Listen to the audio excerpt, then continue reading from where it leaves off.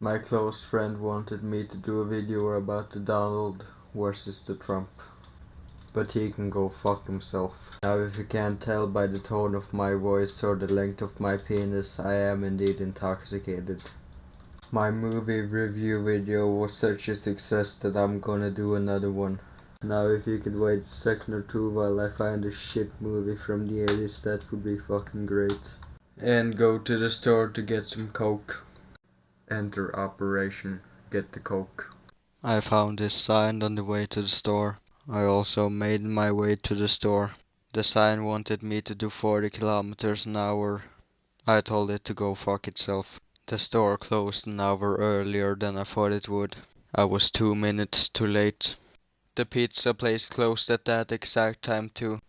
I decided that the most logical thing to do was to walk to the nearest gas station 2.9 kilometers away. Same-sex vehicle relationship was illegal on this road. At around this point I really needed to take a piss. I contemplated stealing this bicycle, but I quickly realized that I'm better off without it. Therefore I didn't steal it. Due to my intoxication I walked either in the ditch or on the pavement. At around this point I performed the first PPUI in the world. I reached the gas station in under half an hour and secured the coke and an energy drink. A couple minutes later my older brother called and told me to get my gluteus maximus back home. Before I embarked on this great adventure, I downloaded the movie I was gonna review. And when I got back home it had finished downloading. I promptly celebrated with an enthusiastic yes! Now let's start the review. The movie starts off with the most authentic lion sound I have ever heard. And since this is a Svengal production, you know it's gonna be some dank shit. Now there's only one thing you need to know before we start this. West Africa, 1910. Now there were a lot of things that happened in 1910. The only important thing we need to know about Africa in 1910 was that it was under colonial rule. Now back to the movie. This woman asked his captain to take her to this bumfuck nowhere camp in the middle of Africa, but he reluctantly says You said you would take me.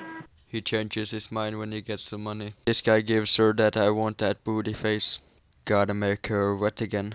The woman, better known as Jane, falls into the water, and now all the 13-year-old boys are pissed at the bad lighting in this movie. I skipped a fairly large chunk of this movie just to get to the part where Tarzan shows up. They heard him. We heard him too. They are very frightened. Well, of course the black guy dies first. Yes, she did take a bath. And yes, she did do it nude. When my erection is harder than the willpower of 15 Jehovah's Witnesses, a fucking lion comes in and fucking cock blocks me. Fucking bullshit. I know all of you have been waiting over 3 minutes to see the fucking Tarzan you've been promised. Here he is. Now a meeting with the Tarzan goes as well as you'd think it would. Surprise Tarzan.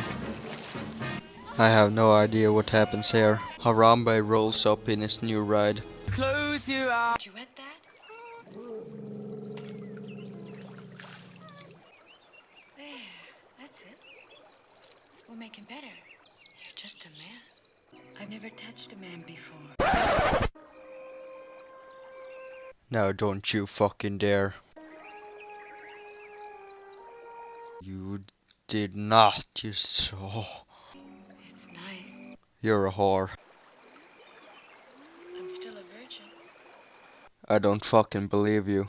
I had to skip a lot of the movie just because there were a lot of titties and booty and penis and all that good stuff. In between it, I could always just take the parts of the movie where there weren't titties and all that stuff, but it wouldn't really give context. So here we are. Jane and Jane's father and the other asshole with them is captured, and and they're taken to this tribe with Oompa Loompa, I don't fucking know. And Tarzan shows up and starts saving them.